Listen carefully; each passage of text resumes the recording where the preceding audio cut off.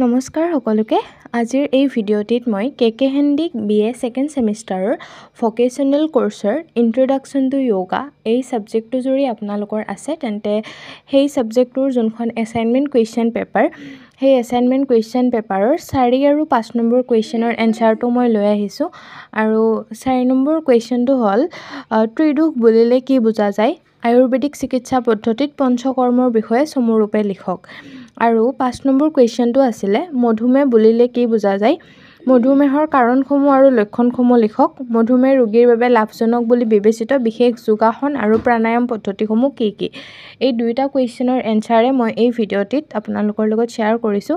আৰু ইয়াৰ আগৰ তিনিটা কুৱেশ্যনো মই আপলোড কৰিছো এনসাৰসমূহ লগতে আসামিজ যদি আপোনালোকৰ মেজৰ বা মাইনৰ সাবজেক্ট হিচাপে আছে তেনেহলে আসামিজৰো এছাইনমেন্ট কুৱেশ্যন পেপাৰৰ গোটেইকেইটা কুৱেশ্যনৰ এনসাৰ মই আপলোড কৰিছো আপোনালোকে যদি সেইকেইটা ভিডিঅ' এতিয়ালে চোৱা নাই তেন্তে ভিডিঅ' কেইটা গৈ চাই ল'ব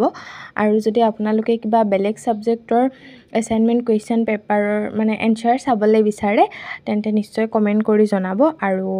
ভিডিঅ'টি যদি চাই ভাল পায় তেন্তে প্লিজ লাইক কৰিব লগতে আপোনালোকৰ বন্ধু বান্ধৱীৰ লগতো ভিডিঅ'সমূহ শ্বেয়াৰ কৰিব আৰু যদি মোৰ চেনেললৈ নতুনকৈ আহিছে দেন প্লিজ চেনেলটো সাবস্ক্ৰাইব কৰি দিব তো আজিলৈ এইখিনিয়ে আছিল লগ পাই আছো এটি নতুন ভিডিঅ'ত থ্যাংক ইউ